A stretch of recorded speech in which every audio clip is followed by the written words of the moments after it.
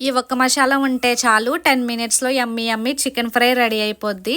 First చికెన్ని బాగా wash చేసుకుని కొద్దిగా సాల్ట్, పసుపు, కారం, ఆయిల్ వేసి బాగా కలుపుకొని ఒక 10 మినిట్స్ మ్యారినేషన్ చేసుకోవాలి.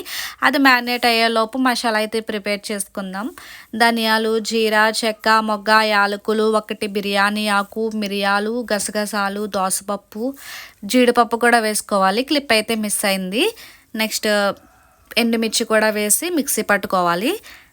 నెక్స్ట్ పెనం పెట్టుకుని ఆయిల్ వేసుకుని ఆయిల్ హీట్ అయిన తర్వాత జీరా, చిన్నగా కట్ చేసుకున్న ఉల్లిపాయలు, పచ్చిమిర్చి, కరివేపాకు వేసి బాగా ఫ్రై చేసుకోవాలి. ఇక్కడైతే మేము పప్పుచారు పెట్టుకుంటున్నాం. పప్పుచారు విత్ చికెన్ ఫ్రై కాంబినేషన్ బాగుంటుంది కదా. ఇక్కడ ఆనియన్స్ ఫ్రై అయిన తర్వాత అల్లం వెల్లుల్లి పేస్ట్ వేసుకుని పచ్చివాసన పోయేంత వరకు బాగా ఫ్రై చేసుకోవాలి. నెక్స్ట్ చికెన్ వేసుకుని బాగా కలుపుకోవాలి. ఇంకా దీంట్లో ఏ వాటర్ అవసరం లేదు. చికెన్లో నుండి వాటర్ వస్తాయి కదా, వాటితోనే చికెన్ అనేది ఉడికిపోద్ది. చికెన్ బాగా ఫ్రై అయినాక వాటర్ అయితే డ్రై అయిపోద్ది కదా, అప్పుడైతే మనం మసాలా వేసుకోవాలి.